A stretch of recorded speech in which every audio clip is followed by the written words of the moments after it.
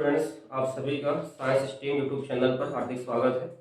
इसके पहले हम लोगों ने देखा कि पदार्थ किसे कहते हैं, मतलब मैटर या सब्सटेंस किसे कहते हैं, और ये भी जाना साथ साथ कि जो पदार्थ के आंतरिक गुण होते हैं दो, एक देखा द्रव्यमान जिसे मास कहते हैं और दूसरा देखा आवेश। ठीक है, और साथ ही साथ दोनों में हमने अंतर भी समझा। आज थोड़ा सा उसी के बारे में थोड़ा सा आगे चर्चा करते हैं। जो हमने आवेश पढ़ा था, जो कि पदार्थ का एक आंतरिक गुण था, इंटरनल प्रॉपर्टी थी।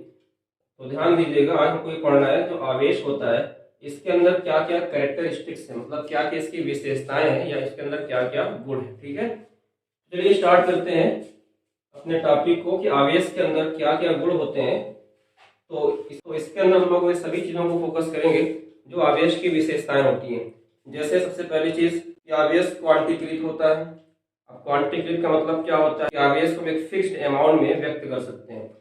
जैसा कि आप लोग जानते होंगे कि जो सबसे छोटा आवेश होता है इलेक्ट्रॉन का आवेश माना जाता है, जो कि स्वतंत्र रूप में होता है।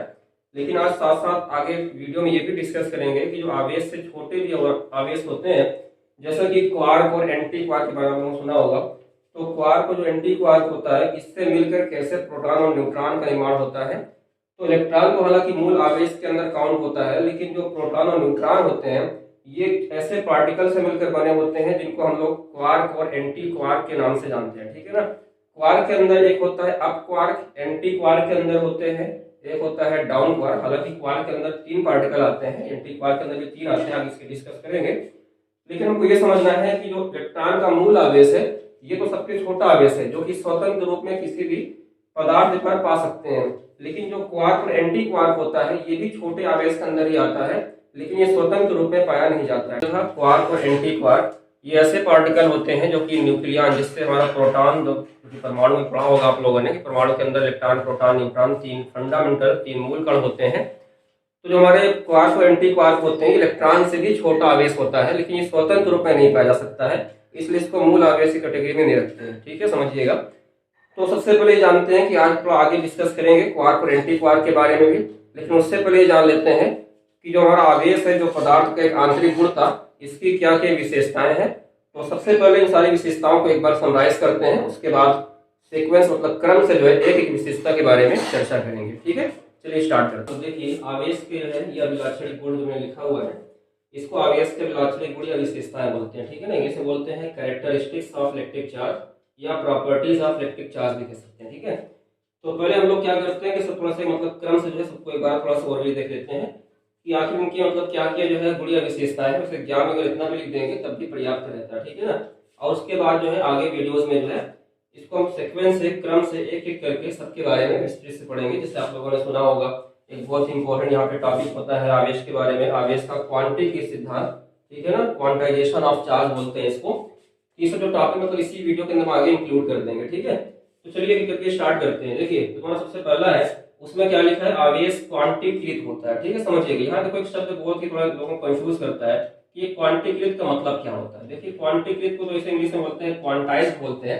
लीजिए हमारे पास कोई चीज है, जैसे मार्कर हमारे हाथ में दिख रहा है आप लोगों को, ये मार्कर देखिए जो क्वांटीकृत मतलब ये होता है, इसका मतलब क्वांटम संख्या से कि जो कोई संख्या होगी मतलब पूर्ण संख्या होगी।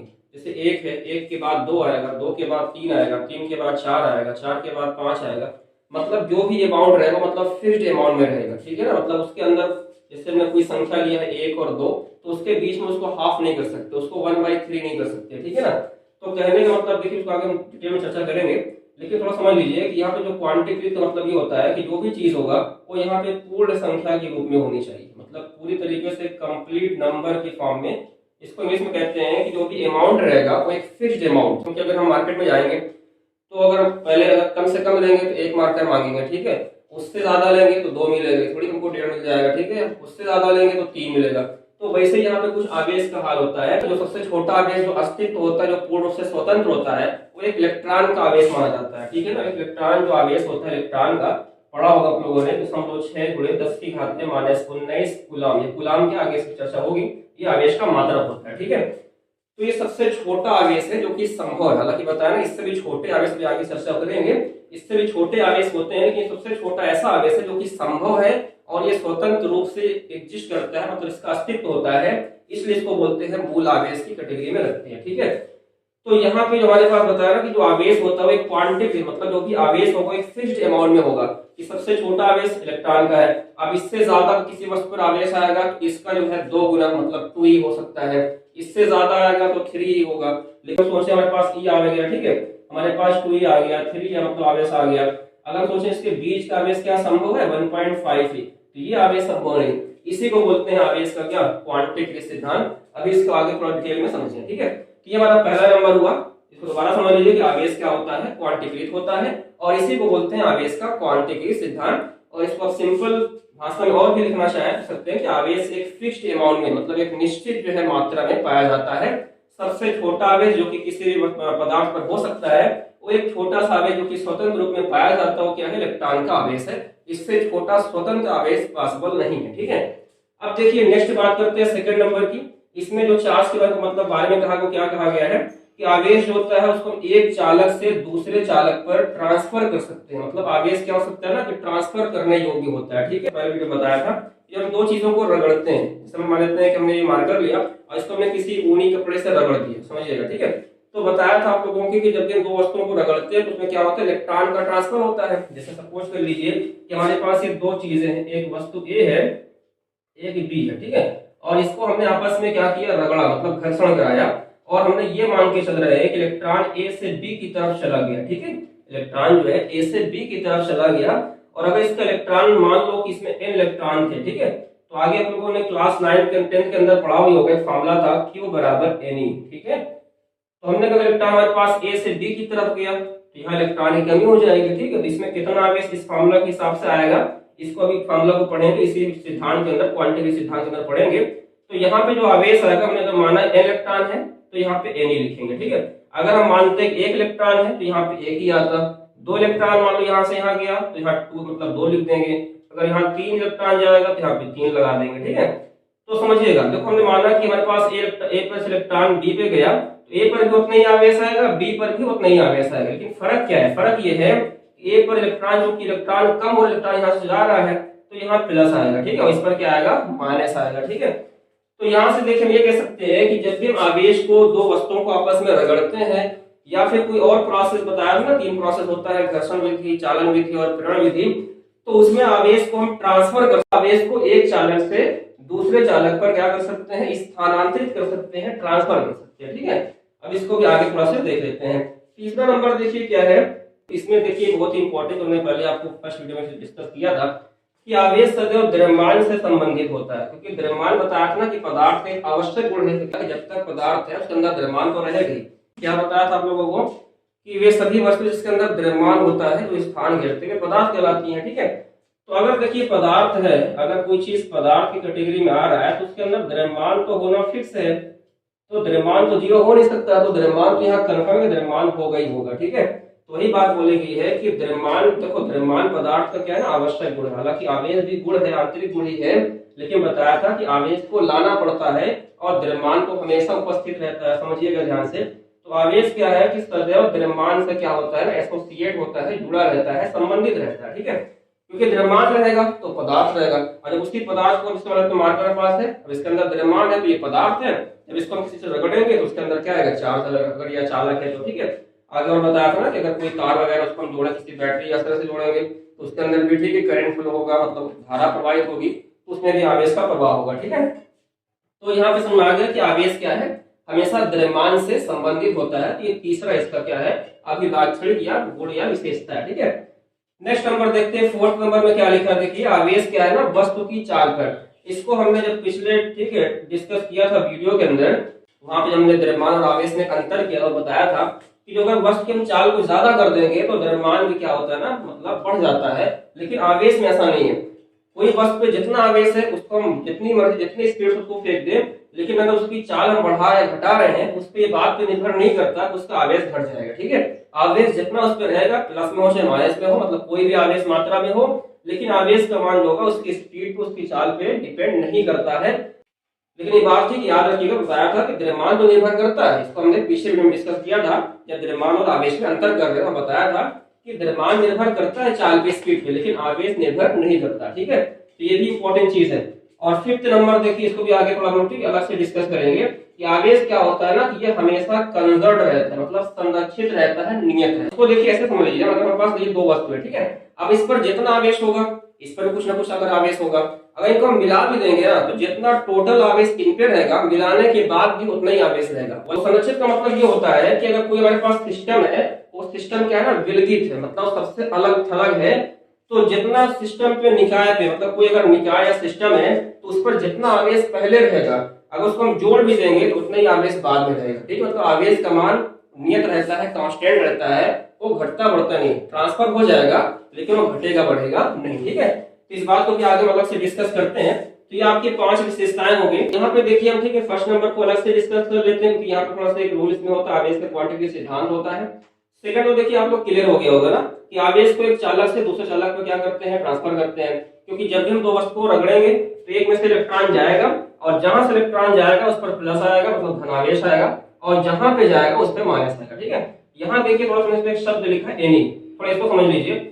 देखिए आवेश का एक फॉर्मूला होता है, इसी क्वांटिटी सिद्धांत साथ ही पदार्थ से जितना भी इलेक्ट्रॉन कम या ज्यादा होता है, उसके लिए आवेश का क्वांटिटी सिद्धांत में फॉर्मूला छोटा सा है, कि बराबर एनी होता है। एन क्या है, नंबर ऑफ इलेक्ट्रॉन, मतलब इलेक्ट्रॉन की संख्या है। और ये पहले बता दिया आप लोगों को, इलेक्ट्रॉन का क्या है, मूल आवेश है, फंडामेंटल चार्ज है, ठीक है। तो एन की वैल्यू कुछ भी हो सकती है, ठीक है। तो एन को हमने ऐसे जनरल फॉर्मूला लिख दिया। एन की अगर यहाँ पे इलेक्ट्रॉन, एक इलेक्ट्रॉन ट्रांसफर होगा तो यहाँ पे 1 हो जाएगा, अगर यहाँ 2 इलेक्ट्रॉन ट्रांसफर होगा तो यहाँ 2 हो जाएगा, और बाकी तो सुना ही रहा होगा। इलेक्ट्रॉन अगर यहाँ से निकल रहा है तो यहाँ इलेक्ट्रॉन की कमी होगी, जब यहाँ इलेक्ट्रॉन की कमी होगी तो यहाँ आवेश प्लस में आएगा, और जिधर इलेक्ट्रॉन जाएगा उधर किस में आएगा, आवेश माइनस में आएगा, ठीक है। ये बात आई होप आपको क्लियर होगा। दूसरा नंबर क्या है, देखिए आवेश सदैव, इसको भी अलग हमने पहले वीडियो में डिस्कस कर दिया था, जो लोग ना देखे हो उसको जाकर पहले ठीक अच्छे से देख करके तो इसको देखें कि आवेश सदैव क्या होता है, कि द्रव्यमान से मतलब जुड़ा होता है। अगर कोई पदार्थ है तो पदार्थ के अंदर द्रव्यमान होगा, और जब पदार्थ के अंदर द्रव्यमान रहेगा तो पदार्थ का अस्तित्व रहेगा। तो ये भी आप लोग को ठीक है पहले से क्लियर होगा कि यहाँ पे जो आवेश होगा ना, सदैव द्रव्यमान से क्या होता है, संबंधित होता है। बताया अगर पदार्थ है तो द्रव्यमान है, और द्रव्यमान रहेगा तो उसके अंदर पदार्थ का गुण तो रहेगा, तो पदार्थ अस्तित्व में रहेगा, तो उसको आराम से किसी मतलब विधि से उस पर आवेश ला सकते हैं, ठीक है। ये भी जो है नॉर्मल पॉइंट है। दूसरा भी क्लियर होगा, तीसरा भी क्लियर होगा।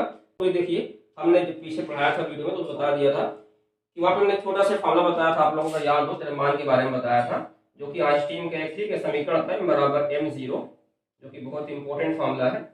रूट के अंदर 1 minus v square upon c square, इसको बोलते हैं आइंस्टीन रिलेटिविस्टिक इक्वेशन बोलते हैं, ठीक है ना। तो ये फार्मूला जो लिखा हुआ है, इसको आइंस्टीन के सापेक्षता का समीकरण बोलते हैं।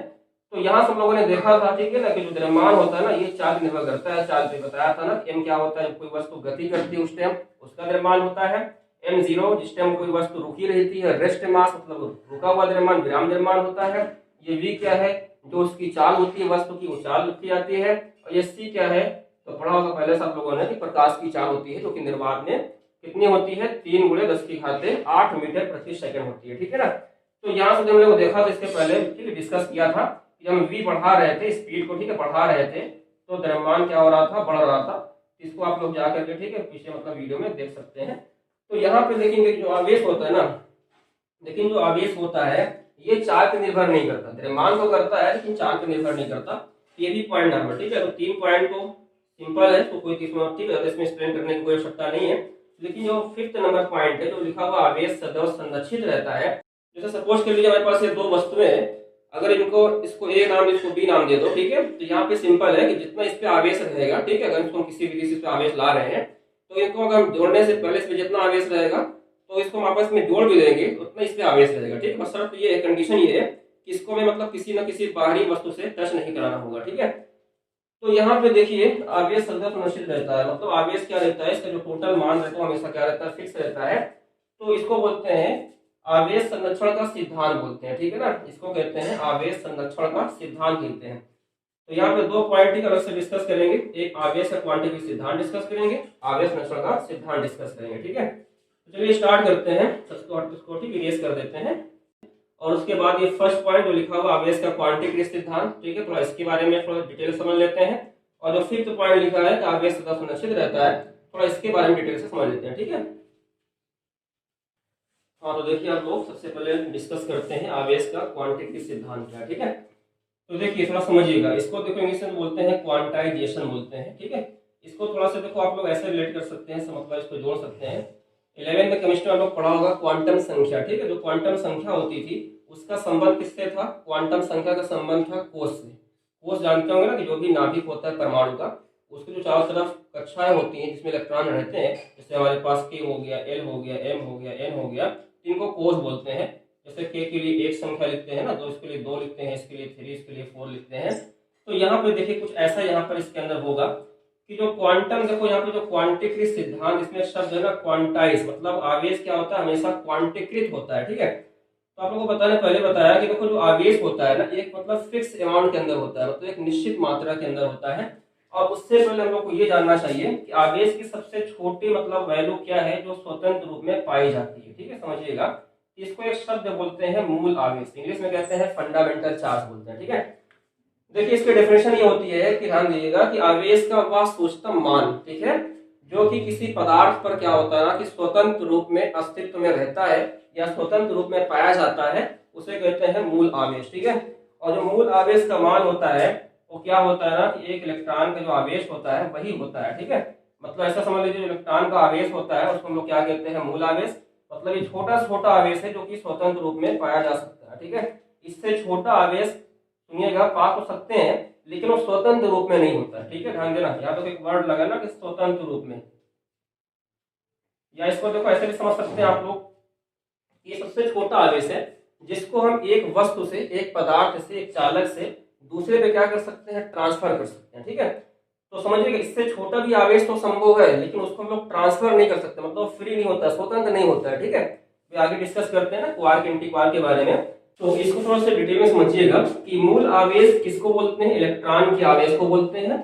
इसको देखो हम लोग दो तरीके से परिभाषित कर सकते हैं, ठीक है, कि वह सूक्ष्म आवेश, वह कम से कम आवेश जो किसी पदार्थ पर स्वतंत्र रूप में पाया जाता है उसे क्या बोलते हैं? मूल आवेश या फंडामेंटल चार्ज कहते हैं। या इसको देखो आप लोग ऐसे भी डिफाइन या परिभाषित कर सकते हैं कि यह वह सूक्ष्म आवेश है, या वह स्मॉल मतलब छोटा छोटा स्मॉलेस्ट चार्ज है जिसको हम क्या कर सकते हैं? एक चालक से दूसरे पे क्या कर सकते हैं? ट्रांसफर कर सकते हैं, स्थानांतरित कर सकते हैं। तो ये कम से कम आवेश है जिसको हम क्या कर सकते हैं? एक वस्तु से दूसरी वस्तु पर ट्रांसफर कर सकते हैं। लेकिन ये भी ध्यान रहे कि इससे भी छोटा आवेश पॉसिबल है जिसको क्वार्क और एंटी क्वार्क के नाम से जानते हैं, ठीक है। तो सुनिएगा, इलेक्ट्रॉन का आवेश तो खैर पता ही होगा, लिख देते हैं इसका मतलब मैग्नीट्यूड, इसका परिमाण कितना होता है? समझो 6 × 10⁻⁻⁻, मात्रा क्या होता है? कूलम। ये इसका परिमाण है, मतलब किस प्रकृति में होता है? पढ़ाया था कि आवेश तो दो तरह का होता है, धनावेश और ऋणावेश। इसका नेचर कैसा होता है? माइनस। हम लोग को इसके जो है परिमाण से भी मतलब रहेगा। अभी थोड़ा सा ये समझ लीजिए कि इलेक्ट्रॉन का आवेश तो नेगेटिव होता ही है, तो यहाँ पे जो माइनस लगा ना, ये परिमाण को बता रहा है, ठीक है ना। यहाँ जो लगा रहा है ये प्रकृति को बता रहा है। साथ साथ ये भी याद कर लीजिए जो प्रोटॉन का आवेश होता है ना, वो भी इलेक्ट्रॉन के आवेश के बराबर होता है। मतलब परिमाण तो इतना ही होता है लेकिन प्रकृति प्लस में होती है, ठीक है। और आगे आप लोग जानते होंगे जो न्यूट्रॉन का आवेश होता है उसका तो न्यूट्रॉन का तो कोई चार्ज होते नहीं है। न्यूट्रॉन क्या होता है? न्यूट्रल होता है, उसका नाम ही न्यूट्रॉन रखा गया, ठीक, उदासीन होता है। इस बातें आप लोग को मतलब पता है तो ज्यादा बेहतर रहेगा कि मूल आवेश इसको बोलते हैं, ठीक है। प्रोटॉन का आवेश इलेक्ट्रॉन के आवेश के बराबर होता है, लेकिन क्या होता है? धनात्मक होता है। ये माइनस में होता है, ये प्लस में होता है, लेकिन परिमाण क्या होता है? बराबर। उसने यहाँ पे लिख दिया हमने, ठीक है। ये आई होप मतलब क्लियर होगा सभी। अब देखिए थोड़ा इसकी बात करते हैं कि आवेश का क्वांटिटी सिद्धांत क्या कहता है। तो सुनिए, इस सिद्धांत का मतलब जो कुछ सिद्धांत के अनुसार ये कहा जाता है कि किसी पदार्थ पर, ठीक है, जो भी आवेश होगा वो क्या होगा? मूल आवेश का पूर्ण गुणज होता है, ठीक है। इसी में देखो, इसी के अंदर एक फार्मूला छोटा सा बनाया जाता है कि अगर मान लो हमारे पास कोई आवेश है ना, तो कम से कम कितना आवेश है? ई रहेगा। इससे ज्यादा कितना होगा? तो बताया ना कि पूर्ण गुणज होगा, जिससे नंबर क्या होता है कि पहले 1 आएगा, फिर 2 आएगा, फिर 3 आएगा, फिर 4 आएगा।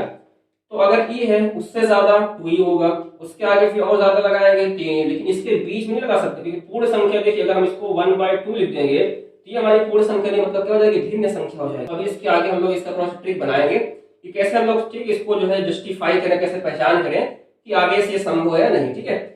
तो फिलहाल देखिए अभी समझ लीजिए कि जो आवेश होता है ना एनी के रूप में रहता है, ठीक है। और एनी देखो आप यहाँ पे प्लस माइनस लगा सकते हैं क्योंकि आवेश दो तरह का होता है, मालूम ही होगा ना, धनावेश और ऋणावेश होता है। लेकिन जो n है ये क्या है? पूर्ण संख्या है, बस इतना याद रखिएगा। ये क्या है? पूरी, मतलब पूरी संख्या है, पूर्ण संख्या है। n की वैल्यू बहुत कम होगी तो 0 हो सकती है, 1 हो सकती है, 2 हो सकती है, इस तरह से डॉट डॉट, ठीक है। लेकिन यहाँ पर जो n होगा ना, ये कभी भी जो है भिन्न संख्या नहीं होनी चाहिए, ठीक है। ये कभी भी क्या है? भिन्न संख्या में नहीं आना चाहिए। अगर ये भिन्न संख्या हो जाएगा तो यहाँ पे आवेश जो है ना, ई कभी मतलब भिन्न संख्या हो जाएगी और उससे जो हमारा आवेश होगा वो क्वांटिकृत नहीं रह जाएगा, ठीक है। तो ये फिलहाल इसको आगे जो है समझ लेते हैं, ठीक है। तो यहाँ पे देखिएगा n की वैल्यू हम 1 रखते हैं, जैसे पहले मतलब 0 रख के देखते हैं, तो आवेश क्या हो जाएगा, 0 हो जाएगा। ठीक है, ऐसे अगर हम 1 रखेंगे तो आवेश क्या आएगा बताओ, प्लस माइनस। तो समझ आ गया ना कि आवेश की प्रकृति होती है कि प्लस भी है माइनस भी है। देखिए जो मैथ में होता है ना, प्लस माइनस के अगर +1 लिखा है फिर -1 लिखा, फिर -1 संख्या क्या है ना प्लस से बहुत छोटी होगी। लेकिन देखो फिजिक्स में ऐसा नहीं है, यहाँ जो प्लस माइनस है इसके मतलब किस पर निर्भर कर रहा है, गुण पे, मतलब प्रकृति पे निर्भर कर रहा है ना, बताया था आप लोगों को। देखिए यहाँ पे परिमाण दोनों का बराबर है, बस नेचर क्या है ना कि देखो इलेक्ट्रॉन की निकालने से, इलेक्ट्रॉन की कमी से आवेश आया होगा तो प्लस में लिखा है, इलेक्ट्रॉन की ग्रहण करने से आएगा तो माइनस में। तो यहाँ पे ये बात ठीक नहीं समझिएगा कि यहाँ पे ये कम है ये ज्यादा है, ये दोनों बराबर है। बस फर्क क्या है कि ये दोनों का नेचर अलग अलग है। अगर इलेक्ट्रॉन की कोई कमी से आवेश आता है तो धनावेश आएगा, इलेक्ट्रॉन के अगर लेने से या उसके मतलब अधिकता से इलेक्ट्रॉन क्या आता है तो नेगेटिव मतलब ऋणात्मक आएगा। ठीक है, तो अगर देखिए 1 रखेंगे तो प्लस माइनस ही होगा, 2 रखेंगे तो क्या आएगा +-2 ही आएगा, ऐसे 3 रखेंगे तो +-3 ही आएगा डाटा। ठीक है, तो ये सारे आवेश क्या है ना, ये पॉसिबल चार्ज है, मतलब ये संभावित आवेश है। ठीक है, यही आवेश संभावित है। लेकिन अगर आप लोग से हम ये पूछें कि क्या, एक क्वेश्चन अगर छोटा सा लिखते हैं कि क्या Q बराबर 2/3 की आवेश संभव है, तो देखिए समझिएगा यार हम कैसे जस्टिफाई करते हैं कि संभव है कि नहीं। ठीक है, तो ध्यान दीजिएगा यहाँ पे देखो क्या हो सकता है कि यहाँ देखो जो ई तो खैर इलेक्ट्रॉन का है ना, सबसे छोटा आवेश है, लेकिन इलेक्ट्रॉन का देखो ये क्या पूर्ण गुणज संख्या लिखी है। अगर इलेक्ट्रॉन की ये परफेक्ट मल्टीपल नंबर होगा, मतलब पूरी संख्या पूर्ण संख्या होगी, तब तो ये आवेश संभव होगा। तो इसको देखिए सिंपली आप लोग ऐसे समझिए कि अगर n की जगह पे कोई मतलब पूर्ण संख्या लिखिए, अगर n की जगह पे कोई मतलब 0 है 1 है 2 मतलब, लेकिन अगर यहाँ पे कोई भिन्न संख्या आ जाए, फ्रैक्शन नंबर आ जाए, बटे में आ जाए, आवेश संभव नहीं होगा, क्योंकि ये आवेश का जगह इलेक्ट्रॉन की आधा हो जाएगा, ये इलेक्ट्रॉन का जो है तिहाई हो जाएगा, 2/3 है तो 0.67 हो जाएगा या 2.7 हो सकता है, मतलब कुछ भी हो सकता है। तो अगर ये दशमलव में आ रहा है तो ये संभव नहीं होगा। अगर ये पूर्ण संख्या है तो ये पूर्ण गुणज के फॉर्म में होगा, और जब पूर्ण गुणज के फॉर्म में होगा तो ये संभव होगा। ठीक है, तो देखिए निष्कर्ष ये निकला कि सिद्धांत के अनुसार, थोड़ा समझ लीजिए परिभाषा क्या बनाएंगे कि आवेश को हम, या किसी पदार्थ पर जो आवेश होता है वो क्या होता है ना कि मूल आवेश का, इलेक्ट्रॉन का जो मूल आवेश है उसका क्या होता है, पूर्ण गुणज होता है। ठीक है, और उसी के अंदर ये फार्मूला बना हुआ है कि इसका जो है पूर्ण गुणज करने के लिए क्या करना पड़ेगा, n से गुणा करना पड़ेगा ना। n की वैल्यू हम पूर्ण संख्या के रूप में रखेंगे तो इसका पूर्ण गुणज आएगा, 1 है 2 है 3 है डॉट डॉट, हो सकता है कि 100 भी लिख दें, 1000 लिख दें, मतलब संख्या बड़ी से बड़ी हो सकती है, लेकिन कंप्लीट नंबर होगा, मतलब पूरी संख्या होगी तो ये सही होगा। ठीक है, बाकी प्लस भी हो सकता है, माइनस हो सकता है, ठीक है, 0 पे तो लिख ही सकते हैं। लेकिन याद रखना जो सबसे कम आवेश है वो क्या है, मूल आवेश है, ये स्वतंत्र रूप से आवेश है, जो कि किसी भी हम चालक पे ट्रांसफर कर सकते हैं, इसको हम भेज सकते हैं, ठीक, मतलब स्थानांतरित कर सकते हैं। ठीक है, तो ये तो हमारा हो गया आवेश का क्वांटिटी सिद्धांत हो गया। ठीक है, यहाँ से देखिए एक बात थोड़ा सा ये भी समझ लीजिए कि जो आवेश का देखो जो क्वांटिटी सिद्धांत में क्या कहता है कि आवेश तो पूर्ण गुणज के रूप में होना चाहिए, e है 2 ही है, मतलब एक फिक्स नंबर है, 1 के बाद क्या आएगा 2 ही आएगा, 2 के बाद 3 ही आएगा, 3 के बाद क्या आएगा फिर 4 ही आएगा ना, इसका मतलब बड़ा होगा तो 4 आएगा, आगे डॉट डॉट करेंगे तो 1000 भी आ सकता है, ठीक है, कुछ भी आ सकता है, लेकिन बस परफेक्ट नंबर मतलब पूर्ण संख्या होनी चाहिए। तो यहाँ पे क्वेश्चन में आ रहा है कि आवेश जो है ना फिक्स अमाउंट के अंदर होता है ना, तो क्वेश्चन बताया था कि जो क्वांटाइजेशन का मतलब होता है कि अवेलेबल, थोड़ा सा समझ थोड़ा इंग्लिश समझा देते हैं, अवेलेबल इन फिक्स्ड अमाउंट, मतलब जो भी आवेश अवेलेबल है, जो भी चार्ज अवेलेबल है वो किसमें है, एक निश्चित मात्रा में है, कि पहले 1 है फिर 2 है फिर 3 है, इस तरह से डाटा। लेकिन कोई ये बोले हम कि 1 और 2 के बीच में दो संख्या हो सकती है, 1.1 1.2 ना 1.3 1.5, तो क्या सारे आवेश पॉसिबल होंगे? अगर मान लो हम ऐसे लिख दें, अगर मान लो हम ऐसे लिख दें 1.5 है, ठीक है, अब ये संख्या तो देखो क्योंकि यहाँ पे इसके अंदर आने की, क्योंकि 0 के बाद तो 1 ही होता है पूर्ण संख्या में, 1 के बाद 2 ही होता है ना, 2 के बाद 3 होता है, तो ये आवेश पॉसिबल नहीं, क्यों नहीं है कि इसको हम इसको थोड़ा पॉइंट हटाएंगे तो यहाँ पे 0 बढ़ेगा और काटेंगे तो कितना आएगा 3/2 आएगा, मतलब ये भिन्न संख्या हो गई, ये हमारी पूर्ण संख्या नहीं है, ठीक है ना। तो यहाँ से पता है, इसको देखो ऐसे भी कह सकते हैं अच्छा कि आवेश को हमेशा क्या करते हैं, मूल आवेश के पूर्ण गुणज के रूप में लिखते हैं, अर्थात आवेश को अनिश्चित रूप में, देखो निश्चित रूप में तो मतलब व्यक्त कर सकते हैं, तो यहाँ पे देखो निष्कर्ष निकला कि आवेश को हम अनिश्चित रूप में विभाजित नहीं कर सकते हैं, है ना, कि यहाँ पे 0 और 1 है तो 1 2 के बीच में 1.1 लिख दें, ठीक है, 1.2 लिख दें, ये सारे आवेश क्या है पॉसिबल नहीं है, ठीक है, 3.1 लिख दें। लेकिन अगर हमने 4 लिखा है तो ये 4 तो देखो परफेक्ट नंबर है, हमने 1000 ही लिखा है तो ये परफेक्ट नंबर है, ठीक है, 100 कुछ भी लिख सकते हैं, 1000 लिख दिया। तो यहाँ पे हमने क्या बताया कि आवेश को हमेशा मूल आवेश के पूर्ण गुणज के रूप में तो लिखा जा सकता है, लेकिन आवेश को अनिश्चित रूप में विभाजित नहीं कर सकते हैं, ठीक है। ये इसका जो है मेन थीम है कि आवेश का क्वांटम सिद्धांत का लेवल इन फिक्स्ड अमाउंट। तो इसके डेफिनेशन हम लोग बना सकते हैं कि आवेश को क्या करते हैं सदैव पूर्ण गुणज के रूप में, इसके पूर्ण मतलब लिखते हैं मूल आवेश के पूर्ण गुणज के रूप में लिखा जाता है। लेकिन इसको हम क्या कर सकते हैं अपनी इच्छा से जो है अनिश्चित रूप में विभाजित नहीं कर सकते। ठीक है, अब थोड़ा सा देखिए ये भी समझ लेते हैं साथ साथ कि जो आवेश हमारा है ना, जिसको हमने मूल आवेश बोला है, इससे जो छोटा आवेश है थोड़ा उसके बारे में डिस्कशन कर लेते हैं, जिसको हमने आपको वीडियो की शुरुआत में बता दिया था क्वार्क और एंटी क्वार्क के नाम से। ठीक है, तो ये बात तो देखिए सबको समझ में आ गई है ना कि मूल आवेश क्या होता है। थोड़ा सुनिएगा ध्यान से, मूल आवेश क्या होता है, ध्यान दीजिएगा, इलेक्ट्रॉन के आवेश के बराबर। लेकिन इलेक्ट्रॉन का आवेश किसमें होता है, माइनस में। परिमाण कितना है, 1.6 10⁻19 कूलम। ठीक है, लेकिन याद कर लो, ठीक है, तुम्हारा मूल आवेश हो ही गया है, लेकिन इसके बाद जो है इसको याद कर लीजिए मूल आवेश का मान कितना ही होता है। लेकिन प्रोटॉन का भी आवेश इसके साथ याद कर लेना कि इलेक्ट्रॉन के आवेश के परिमाण के तो बराबर रहेगा, इसका चिन्ह माइनस में होता है लेकिन इसका चिन्ह किसमें होता है, प्लस में। ठीक है, इसके साथ हम एक चीज और सीखा, जब हमने आवेश का क्वांटिटी सिद्धांत पढ़ा उसमें क्या सीखा हमने, छोटा सा फॉर्मूला सीखा कि आवेश को पूर्ण गुणज के रूप में लिखते हैं। तो यहाँ पे फॉर्मूला बन गया हमारा Q बराबर N बन गया। आवेश क्योंकि दो तरह का है तो प्लस माइनस लगा सकते हैं। बस याद रहे कि N की वैल्यू क्या है, वो एक परफेक्ट मल्टीपल है, मतलब पूर्ण संख्या है। ठीक है, या इसको बहुत लोग पूर्णांक भी कह सकते हैं, बहुत से किताब में पूर्णांक भी लिखा रहता है, इंटीजर नंबर है।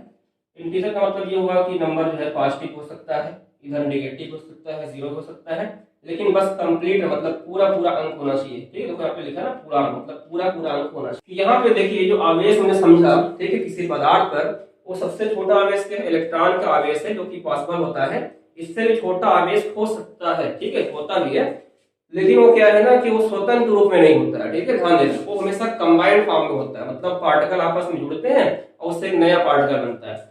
देखिए आप लोगों ने सुना होगा ना, एटम के बारे में जानते होंगे, परमाणु के बारे में। देखो जो परमाणु का संगठन होता है, ठीक है ना, उसके अंदर एक नाभिक होता है, चारों तरफ क्या होते हैं ऐसे कक्षाएं, उसको मतलब कोश बोलते हैं। तो नाभिक में क्या होता है, न्यूक्लियस बोलते हैं इंग्लिश में। नाभिक के अंदर प्रोटॉन और न्यूट्रॉन रहते हैं। ठीक है ना, इनको ध्यान देना, जो प्रोटॉन न्यूट्रॉन है ये पार्टिकल है, कण है, और इनको हम लोग शॉर्टकट में न्यूक्लियन भी बोलते हैं, क्योंकि नाभिक के अंदर रहते हैं तो क्या बोलते हैं, न्यूक्लियन बोलते हैं। ठीक है, लेकिन जो इसके चारों तरफ जैसे कक्षाएं मतलब गोलाकार कक्षाएं बनी हुई है, हालांकि गोलाकार कक्षा फिक्स नहीं है, तो यहाँ पे पहला K होता है, दूसरा L होता है, तीसरा M होता है। ठीक है, ये सब में क्या होता है, इलेक्ट्रॉन चक्कर लगाते हैं, इसलिए नाभिक के चारों तरफ क्या होते हैं, अपने स्थायी कक्षा में इलेक्ट्रॉन ऐसे घूमते रहते हैं। ठीक है ना, तो हमने देख लिया इलेक्ट्रॉन को खैर मूल आवेश में आता है, लेकिन जो नाभिक में जो प्रोटॉन न्यूट्रॉन है, समझिएगा, ये भी किसी न किसी कण से बना है। ठीक है, इलेक्ट्रॉन तो खैर सबसे छोटा आवेश है जो कि स्वतंत्र रूप में पाया जाता है, लेकिन जो नाभिक प्रोटॉन न्यूट्रॉन है ना, ध्यान दीजिएगा, ये छोटे, इससे इलेक्ट्रॉन से भी छोटे आवेश है जिससे मिलकर बना हुआ है। ठीक है ना, और उन्हीं को बोलते हैं क्वार्क और एंटी क्वार्क। ठीक है, तो थोड़ा सा इसके बारे में जान लेंगे तो ज्यादा फायदा रहेगा आप लोगों को। तो क्वार्क और एंटी क्वार्क, ठीक है, अच्छा इसको इंग्लिश में लिखिए चाहे हिंदी में लिखिए, दोनों ठीक है, लिखने का तरीका सेम रहेगा। तो जो प्रोटॉन और न्यूट्रॉन जो न्यूक्लियन होते हैं वो किससे बने होते हैं, ठीक है, बताया ना कि क्वार्क और एंटी क्वार्क से बने होते हैं, और इन पर जो आवेश होता है, ठीक है, ध्यान देना, इस पर जो आवेश होता है वो इलेक्ट्रॉन के आवेश से भी कम होता है। ठीक है, इन पर जो आवेश होता है वो इलेक्ट्रॉन के आवेश से भी कम होता है। लेकिन यहाँ पे सवाल ये बनता है कि फिर इनको मूल आवेश क्यों नहीं बोला गया, जब ये सबसे छोटे आवेश में आते हैं तो इनको मूल आवेश क्यों रख सकते हैं। ठीक है, देखिए मूल आवेश के लिए कंडीशन है ना कि ऐसा आवेश, ऐसा सूक्ष्म आवेश जिसको हम क्या कर सकते हैं, स्वतंत्र रूप में रख सकते हैं या स्वतंत्र रूप में पाया जा सकता है, और वो क्या कर सकता है, एक चालक से दूसरे पे क्या कर सकता है, ट्रांसफर कर सकता है, तो उसको स्थानांतरित कर सकते हैं। ठीक है, लेकिन जो क्वार्क और एंटी क्वार्क होता है, ये जो ऐसे कण है, इनका जो आवेश इलेक्ट्रॉन के आवेश से जो छोटा है, लेकिन इनको हम क्या करते हैं ना, इनको जो है एक चालक से दूसरे पे ट्रांसफर नहीं कर सकते हैं, ना तो ये पदार्थ पर स्वतंत्र रूप में पाया जाता है। ठीक है, तो बस ये छोटा आवेश जरूर है, लेकिन इनके अंदर मूल आवेश का जो गुण है वो नहीं है। ठीक है, इसलिए इसको मूल आवेश में रखते हैं। तो जो क्वार्क और एंटी क्वार्क होता है, इस पर कितना कितना आवेश होता है। ठीक है, और आगे ये भी समझेंगे, आपको बताया कि नाभिक के अंदर प्रोटॉन न्यूट्रॉन होता है, और ये किससे मिलकर बना होता है, क्वार्क और एंटी क्वार्क से मिलकर बना होता है। तो कैसे समझेंगे, प्रोटॉन के अंदर है ना, दो से पढ़ा हुआ आप लोगों ने, प्रोटॉन जो होता है दो अप क्वार्क और एक डाउन क्वार्क से मिलकर बना होता है, न्यूट्रॉन जो होता है वो एक अप क्वार्क और दो डाउन क्वार्क से मिलकर बना होता है। तो ये इसको आगे हम प्रूव भी कर देंगे। ठीक है, कि कैसे यहाँ पे दो अप क्वार्क होगा एक डाउन होगा, इसको आगे समझते हैं। ठीक है, तो सुनिएगा, देखिए जो क्वार्क होता है ना और एंटी क्वार्क होता है, ये क्या बताया कि बेसिकली क्या होता है कि ये नाभिक के अंदर जो न्यूक्लियॉन्स होते हैं, प्रोटॉन न्यूट्रॉन होते हैं, उनके अंदर ये ठीक एग्जिस्ट करता है, पाया जाता है। ठीक है, देखिए क्वार्क के अंदर ठीक है 3 तरह के कण होते हैं, लेकिन आपको बस इंटर में एक ही पढ़ना है।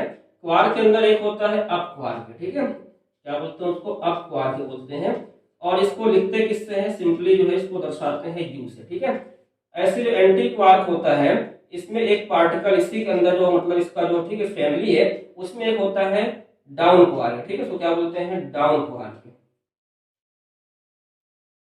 ठीक है, डाउन क्वार्क। इसको किससे लिखते हैं, स्मॉल डी से। अब देखिए थोड़ा ये जो क्वार्क होता है, इस पर आवेश कितना होता है, इस पर जो आवेश होता है क्वार्क पर, वो होता है प्लस में होता है पहली बात, और इलेक्ट्रॉन का 2/3 होता है, मतलब 2/3 हिस्सा होता है, ठीक है।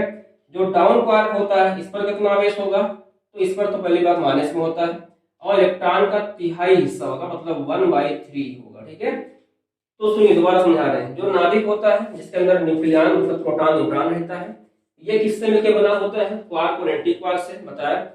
इसके आवेश क्या होते हैं, इलेक्ट्रॉन से भी छोटा है, बट यहाँ पे बताया ना कि जो मूल आवेश है उसकी विशेषता इसके अंदर नहीं, क्योंकि ये बताया कि ऐसा आवेश है जिसको हम ट्रांसफर को नहीं कर सकते, ना तो इसको हम किसी चालक से एक से दूसरे पे ट्रांसफर कर सकते हैं, ना ये स्वतंत्र रूप में पाया जा सकता है। बस एक तरह की एक कॉम्बिनेशन है कि नाभिक में जो प्रोटॉन न्यूट्रॉन होता है उसके अंदर ये बना होता है, ठीक है। दूसरी बात थोड़ा सा ये भी याद रखिए, जो क्वार्क एंटी क्वार्क होते हैं जो मिलते हैं, तो जो मिलने से कण बनते हैं उसको बोलते हैं हेड्रॉन्स, ठीक है। तो हेड्रॉन्स के अंतर्गत ही प्रोटॉन न्यूट्रॉन आते हैं, ठीक है। तो क्वार्क और एंटी क्वार्क के संगठन से, इसके मिलने से जो कण बनता है उसको क्या बोलते हैं, हेड्रॉन बोलते हैं। हालांकि इतने गहराई में नहीं पढ़ना आप लोगों को, बस इतना समझ लो क्वार्क होता है वो एक अप क्वार्क, ठीक है, क्वार्क के अंदर अप क्वार्क है, अप क्वार्क का चार्ज कितना, इलेक्ट्रॉन का 2/3 हिस्सा प्लस में है, एंटी क्वार्क का आवेश कितना है, -1/3 होता है, ठीक है। अब थोड़ा सा देख लो प्रोटॉन होता है, जो प्रोटॉन जो नाभिक के अंदर होता है, जो प्रोटॉन होता है इस पर आवेश कितना होता है, इलेक्ट्रॉन के बराबर, समझिएगा ध्यान से, इस पर आवेश इलेक्ट्रॉन के बराबर, लेकिन परिमाण क्या होता है, मतलब इसका प्रकृति क्या होती है, प्लस में, ठीक है। न्यूट्रॉन पे क्या होता है, 0 होता है। ये बात तो शुरुआत में पता ही होगी आपको कि प्रोटॉन पे आवेश इलेक्ट्रॉन के बराबर, लेकिन प्लस में। न्यूट्रॉन पे क्या होता है, न्यूट्रॉन उदासीन होता है, न्यूट्रॉन होता है 0, ठीक है।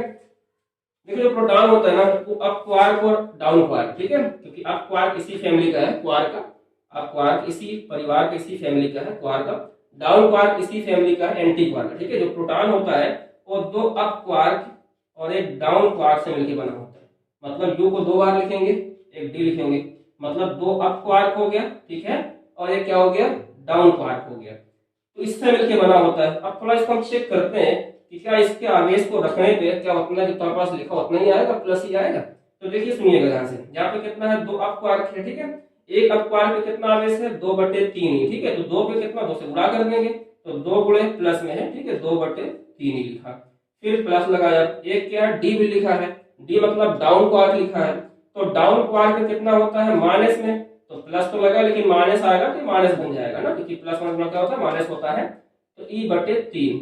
अब थोड़ा इसको चेक करते हैं, क्या उतना जितना लिखा प्रोटॉन उतना ही आवेश आएगा, तो 2 दूनी 4, E/3 माइनस का E/3, 3 यहाँ पे एलसीएम लासा हो जाएगा, ऊपर कितना 3 से 3 कटेगा, 1 बचेगा, ऊपर 4 ही है, यहाँ भी कट जाएगा, 1 बचेगा, ऊपर है ना, कोई फर्क नहीं पड़ेगा गुणा करने से, तो 4 में से घटेगा तो क्या आएगा, 3E/3, 3 से 3 कट जाएगा, कितना आएगा, प्लस।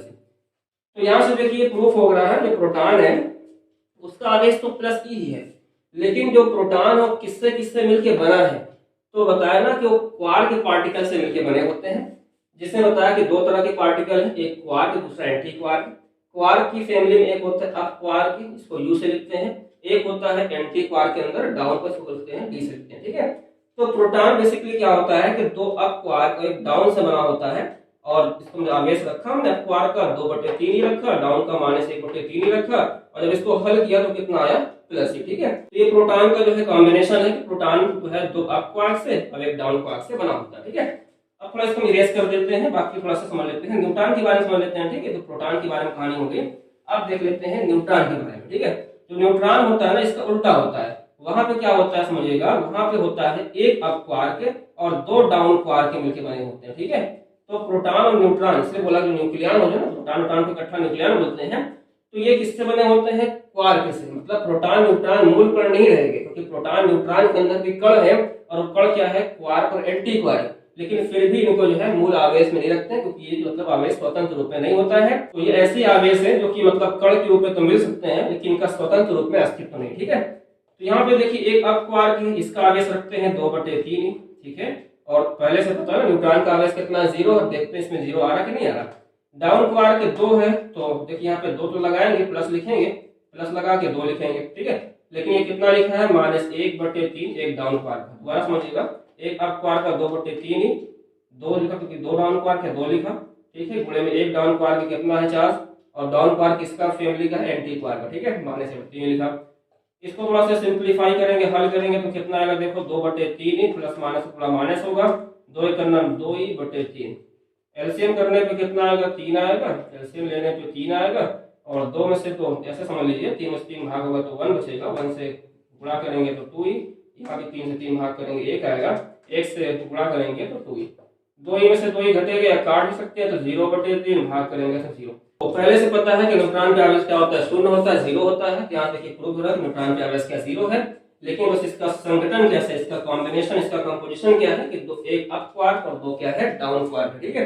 तो यहाँ से आप लोगों ने जान लिया कि इलेक्ट्रॉन का आवेश मूल आवेश है, उससे छोटा भी आवेश है लेकिन वो पॉसिबल नहीं है, वो प्रोटॉन और न्यूट्रॉन की जो फैमिली में आते हैं, न्यूक्लियंस आते हैं, उसके अंदर पाया जाता है। तो यहाँ सब लोग समझ आ गया कि जो इलेक्ट्रॉन वो मूल आवेश में है, लेकिन जो क्वार्क एंटी क्वार्क है ये मूल आवेश के अंदर नहीं है, बस ये न्यूक्लियन के अंदर, ठीक है, सब पार्टिकल है, मतलब इसका जो है उप परमाणु है, उप मतलब कण है, जो कि प्रोटॉन न्यूट्रॉन के अंदर पाए जाते हैं। प्रोटॉन के अंदर उसके फैमिली में जो है 2 बार यू लिखा तो 1 बार डी, मतलब 2 up quark 1 down quark. Proton के अंदर देखा कि वहां पे जो है 2 अप क्वार्क है 1 डाउन क्वार्क है। न्यूट्रॉन जो है किससे बन के बना होता है, 1 अप क्वार्क और 2 डाउन क्वार्क, ठीक है। ये आप लोग का हो गया आवेश का क्वांटिटेटिव सिद्धांत, ठीक है। अब इससे आगे हम लोग डिस्कस कर लेते हैं। अब देखते हैं, हमने पहले पढ़ा था ना आवेश का जो गुण पढ़ा था, जिसमें 5वां नंबर था कि आवेश क्या रहता है, सदा संरक्षित रहता है। तो थोड़ा उसके बारे में बात कर लेते हैं कि आवेश को कैसे समझेंगे कि आवेश क्या है, सदा संरक्षित रहता है। लेते हैं कि आवेश संरक्षण का सिद्धांत क्या, मतलब आवेश, इसका देखिए परिभाषा तो ये होती है, तो हमारे पास कोई जो है निकाय है, ठीक है, जो कि विलगित है। देखिए विलगित निकाय का कुल आवेश सदैव क्या रहता है, कांस्टेंट रहता है, संरक्षित रहता है, ठीक है। यहाँ पे देखिए एक शब्द लिखा है विलगित निकाय। हमारे पास कोई ऐसा सिस्टम है जिसके अंदर हमने मान लिया कि हमारे पास 3 आवेश है, ठीक है। एक हमने मान लेते हैं -2 कूलम है, तीसरा मान लेते हैं 3 कूलम है, और एक मान लेते हैं कि 5 कूलम का आवेश, ठीक है। और इनको हमने आपस में क्या कर दिया, थोड़ा सा मतलब आपस में मिक्स कर दिया, और यहाँ पे थोड़ा आवेश का आपस में ट्रांसफर हो गया, ठीक है। और हमको बताया गया 2 पर आवेश, 1 पे नहीं बताया गया। मान लेते हैं पास 1 पे आवेश है 1 कूलम, एक कोई बता दिया हमको -4 कूलम, और हमसे 1 का पूछ लिया। तो यहाँ पे कैसे निकालेंगे, यहाँ देखो सिंपल सा है कि हमने सिस्टम को विलगित माना हुआ है, ठीक है।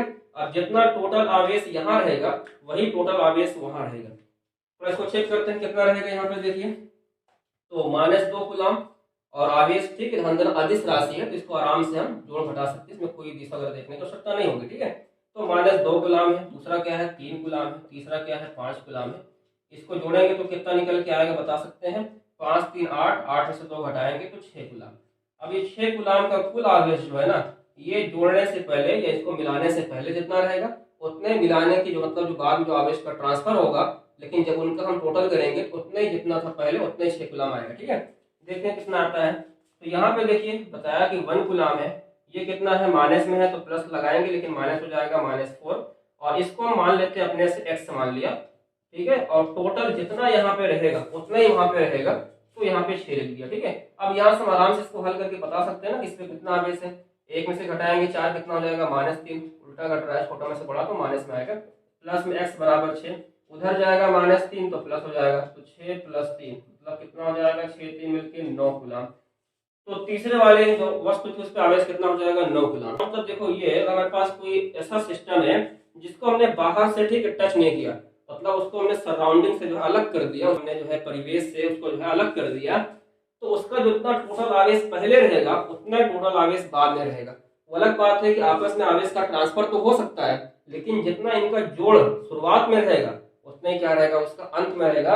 इसी को बोलते हैं आवेश संरक्षण का सिद्धांत, ठीक है। देखिए हम ऐसे लिख सकते थे किसी विलगित निकाय का जो कुल आवेश जो टोटल चार्ज है वो सदैव क्या रहता है, फिक्स रहता है, कांस्टेंट रहता है, संरक्षित रहता है, ठीक है। एक तरीका देखिए थोड़ा सुनिएगा, इसको ऐसे भी कह सकते हैं या लिख सकते हैं कि इस सिद्धांत के अनुसार आवेश को ना तो उत्पन्न कर सकते हैं और ना ही नष्ट है, समझिएगा। इसका मतलब ये हुआ ना कि जितना आवेश यहाँ रहेगा वो टोटल आवेश से न एक ज्यादा होगा और ना टोटल आवेश से कम होगा। तो आपस में ट्रांसफर तो हो सकता है, इसको मिलाया हमने, यहाँ देखो कुछ ट्रांसफर होगा, इसके बीच कुछ ट्रांसफर होगा, मतलब इसमें आपस में ट्रांसफर होगा, लेकिन जो टोटल यहाँ रहेगा वही टोटल वहां रहेगा। देखिए इसको मैं जोड़ा था तो कितना 6 आया, इसको मैं जोड़ा था तो किसके बराबर किया था, 6 के बराबर। इसका मतलब ये हुआ कि आवेश को हम ना तो उत्पन्न कर सकते हैं और ना ही नष्ट कर सकते हैं, लेकिन आवेश को एक चालक से क्या कर सकते हैं, दूसरे चालक पे ट्रांसफर कर सकते हैं, ठीक है, स्थानांतरित कर सकते हैं। तो इसके देखिए दूसरी परिभाषा ये भी कह सकते हैं, तो इसको दोबारा समझ लीजिएगा कि आवेश को ना तो उत्पन्न कर सकते हैं और ना ही नष्ट कर सकते हैं, लेकिन क्या कर सकते हैं, एक चालक से दूसरे चालक पे स्थानांतरित कर सकते हैं। इसी को बोलते हैं आवेश संरक्षण का सिद्धांत, ठीक है। इसका देखिए थोड़ा सा दूसरा एग्जाम्पल समझ लेते हैं, उसके बाद जो है फिर आगे बढ़ते हैं। तो इसका जो है सेकंड एग्जाम्पल देखो, इसको हम एक तरीके से और भी समझने की कोशिश करते हैं कि सिद्धांत हम लोग कैसे समझते हैं, ठीक है।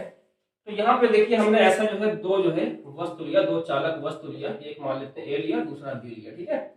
तो मान लेते हैं पहले पे आवेश जो है 10 कूलाम है, ऐसे सपोज किया, माना है, ठीक है, लेट लिख देते हैं, माना है। और दूसरे पे आवेश कितना है, 20 कूलाम का है, ठीक है। इसका मतलब टोटल, और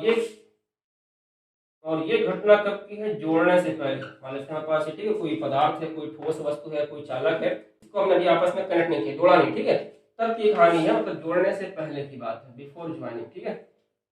तो जोड़ने से पहले देखो दोनों का टोटल पहले कर लेते हैं ताकि बाद में चेक करने में आसानी होगी। तो 10 और प्लस कितना है 20, कितना टोटल हो जाएगा 30 कूलाम, ठीक है, कूलाम आवेश का मात्रा होता है, ठीक है, डिस्कस होगा। लेकिन सपोज कर लो कि हमने थोड़ा सा इसको क्या कर दिया, आपस में जोड़ दिया, ठीक है, इसको हमने आपस में किसी वायर वगैरह से, मान लो दोनों चालक हैं और इसको हमने किसी वायर वगैरह से आपस में कनेक्ट कर दिया, जोड़ दिया, ठीक है।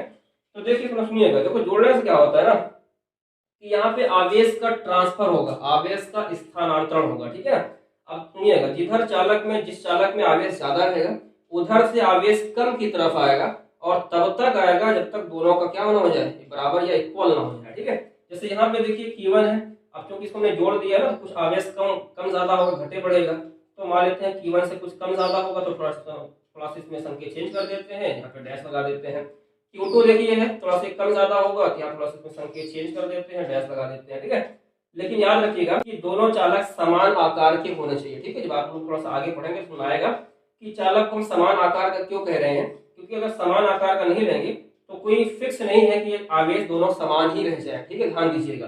यहाँ पे हम मान के चल रहे हैं शुरुआत से कि दोनों आवेश क्या है, समान आकार के हैं। तो अगर जो भी इन पे आवेश शुरुआत में रहेगा, जैसे इसको हम किसी वायर से जोड़ेंगे तो इस पे आवेश का ट्रांसफर हो जाएगा, और बताया कि आवेश का स्थानांतरण तब तक होगा जब तक दोनों में आवेश क्या होता है, सेम आता है, ठीक है। तो इसका देखिए छोटा सा फॉर्मूला भी याद कर सकते हैं, जो Q1 डैश होगा वो Q2 डैश के बराबर, पहले अलग अलग था, Q1 थोड़ा कम था, जब इसको जोड़ेंगे तो आवेश यहाँ से यहाँ की तरफ आएगा, ये थोड़ा कम है, थोड़ा सा ये बढ़ेगा, ठीक है, थोड़ा इसका मान बदलेगा, ये थोड़ा ज्यादा है, थोड़ा इसका मान घटेगा, इसका ही मान बदलेगा, लेकिन फाइनली दोनों का हो जाएगा बराबर, ठीक है। और कितना होगा, तो जितना शुरुआत में है उन दोनों को जोड़ के 2 से डिवाइड कर दो, मतलब उनका जो है माध्य निकाल लो, औसत निकाल लो, ठीक है।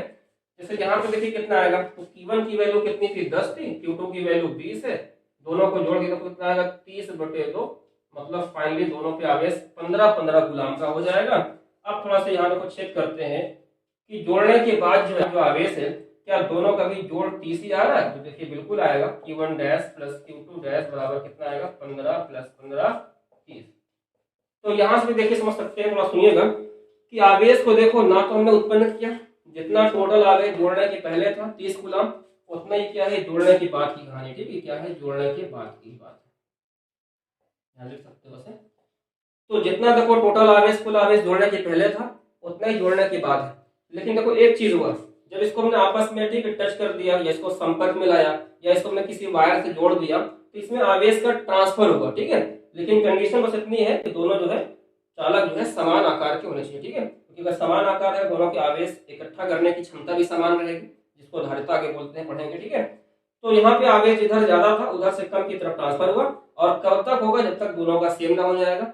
तो यहाँ पे देखिए सुनिएगा ध्यान से, तो यहाँ पे आवेश का ट्रांसफर तो जरूर हुआ ना, इधर से इधर का ट्रांसफर तो हुआ, लेकिन आवेश का टोटल मान ना यहाँ पे बदला ना यहाँ बदला, ठीक है। तो यहाँ पे देखिए आवेश का यहाँ पे ट्रांसफर होगा, जैसे इसको हम जोड़ेंगे तो यहाँ पे आवेश इधर चूंकि ज्यादा है इधर कम है, तो आवेश का यहाँ पे ट्रांसफर हुआ, लेकिन न तो आवेश उत्पन्न हुआ और ना ही आवेश क्या हुआ, नष्ट हुआ। इसलिए इसको देखो ऐसे भी कर सकते हैं कि आवेश को ना तो उत्पन्न कर सकते हैं और ना ही नष्ट कर सकते हैं, लेकिन एक चालक से क्या कर सकते हैं, दूसरे पे ट्रांसफर या स्थानांतरित कर सकते हैं। तो इसी को बोलते हैं आवेश संरक्षण का सिद्धांत, कि चार्ज हमेशा क्या रहता है, कंजर्व रहता है, मतलब टोटल मान उसका चेंज नहीं होता है, ठीक है। उसमें आपस में मतलब ट्रांसफर तो हो सकता है, एक्सचेंज हो सकता है, बट यहाँ पे जो टोटल मान रहेगा वो क्या रहेगा, फिक्स रहेगा।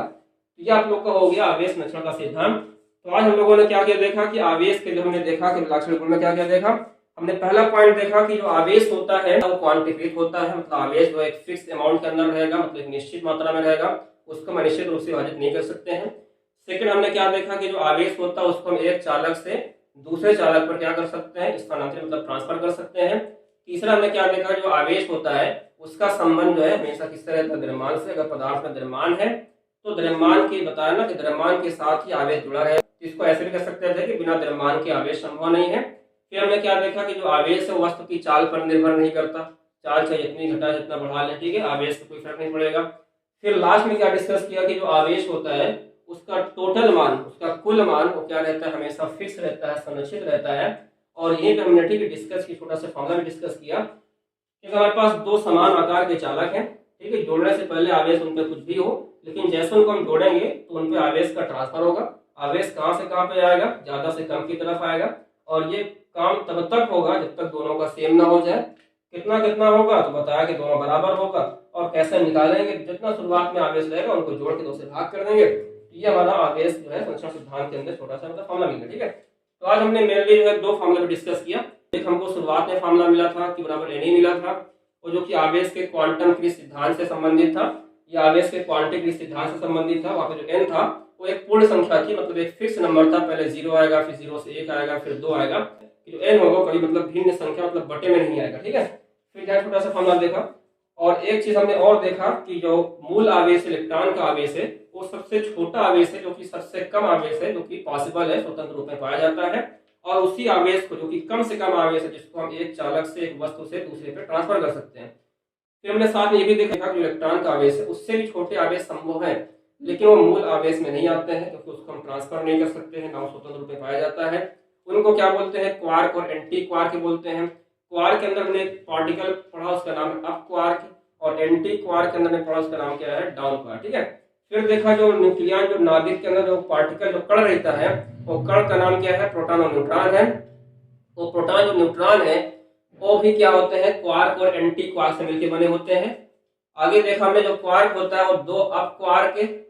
आगे देखा हमने जो प्रोटॉन होता है वो क्या होता है, दो अप क्वार्क और एक डाउन क्वार्क से मिलकर बना होता है। जब सभी के आवेश को इकट्ठा किया तो प्रोटॉन का जितना आवेश होता है प्लस इलेक्ट्रॉन के आवेश के बराबर, लेकिन प्लस में उसके बराबर निकला। और जो न्यूट्रॉन होता है वो क्या होता है, एक अप क्वार्क और दो डाउन क्वार्क से मिलकर बना होता है। उसका जब हमने सभी आवेश का सम किया, जोड़ा, तो न्यूट्रॉन का आवेश होता है 0 होता है, तो उतना हमको मिल गया, ठीक है। तो ओवरऑल ये आप लोगों का जो है आवेश का अभिलाक्षणिक गुण, जिसको आवेश की विशेषता भी कह सकते हैं, ठीक है, प्रॉपर्टीज ऑफ चार्ज भी कह सकते हैं। तो आई होप ये आप लोग का क्लियर हो गया होगा। अब इसके बाद जो है आवेश से संबंधित कुछ और चीजें, जैसे आवेश की परिभाषा क्या है, आवेश का मात्रक क्या है, ठीक है। और हमने पीछे डिस्कस किया था कि जब भी किसी वस्तु पे आवेश आता है, पदार्थ पे आवेश आता है, तो एक वैद्युत बल लगाता है, और जो वैद्युत बल होता है इसको पढ़ते हैं कूलाम के नियम में, ठीक है। तो आगे की वीडियोस में सब डिस्कस होगा कि कूलाम का नियम क्या है, ठीक है। जो कूलाम का नियम होता है उसमें दो बिंदु आवेशों की बात की जाती है, उसमें जो वैद्युत बल लगता है वो माध्यम पे कैसे निर्भर करता है, ठीक है। इस सब का डिस्कशन जो है आगे के वीडियोस में होगा। तो आज के लिए इतना ही, आगे एक नए टॉपिक के साथ अगले वीडियोस में फिर मिलेंगे। Thank you so much.